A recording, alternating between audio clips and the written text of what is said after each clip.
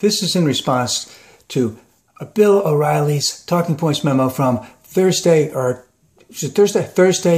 July 2nd, 2015, Hillary Rodham Clinton and the press. Now, let's just get to the basic gist of it. Billy wants to say that Hillary's no good, and she uses people in the press, and that you need to believe someone like Billy, because Billy's the only one that'll tell you the truth. So the first thing is, and this is what I think is very important, and we need to look at this very closely, is Bill talked about Hillary's recent email dump. Now remember, that email dump is designed specifically to find problems with her issues on Benghazi. And there was none of that. And there never has been any of that. This Gowdy guy in the House Select Committee that's looking into this, they've got nothing. They don't have anything.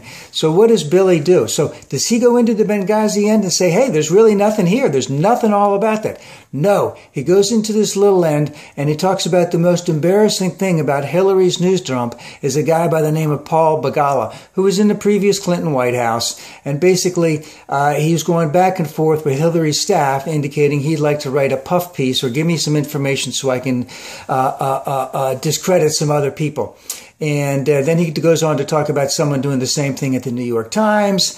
And, let's get something straight here. Anybody that's a politician knows how to play the game. Everybody has, let's use the term, spies. And they also have confidants. They have all kinds of people who are looking out for that politician's best interests and lets them know what's going on with their competition, inside stuff on their competition, and what may be going on in terms of legislative action, things like that. They all have spies. They talk to them all the time. They also have confidants, that people that they believe, people who give them information about general stuff, as Hillary even said very, very well.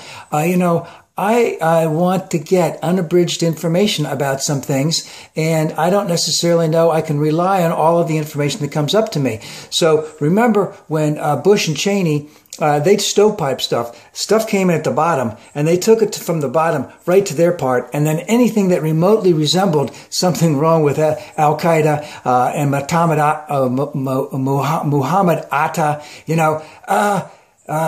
Iraq's involved with weapons of mass destruction, you see, but the stuff hadn't been filtered through. Now, sometimes when that stuff gets filtered through, there may be a little bit of stuff that's missing from it, and it's done for political reasons. Now, to say the CIA was doing that with Cheney, no, that wasn't the case. They were proving the fact that Muhammad Atta wasn't misseeing anybody. But let's get back. Everyone who's in politics has different people that give them information all the time. There's back and forth all the time that goes on between politicians and journalists, etc. All backdoor stuff. It's all done with their aides, etc. And as Bill said, no one comes onto the factor, and there's any preconceived ground rules.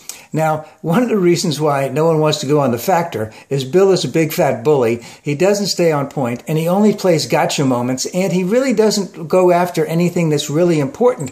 Now, I've noticed he's a lot calmer with Republican people. He gave Donald Trump a lot of time. He did ask tough questions, not really too tough, but, the way he incessantly interrupted Obama all the time and going after points that really aren't that salient to what's really going on in the United States, is where I go. I say, why would anyone ever want to go on to Billy's show? Because basically he pretends he's good, then he trashes them, then he brings up points that make no point whatsoever and tries to force them to agree to it.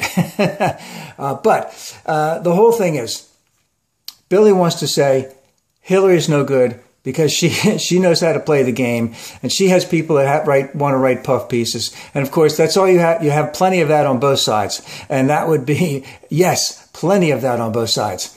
And Billy is not a very good interview person. He only wants to hear what he wants to hear, and he wants to manipulate and change things towards his point of view, and he's unwilling to accept anyone else's point of view.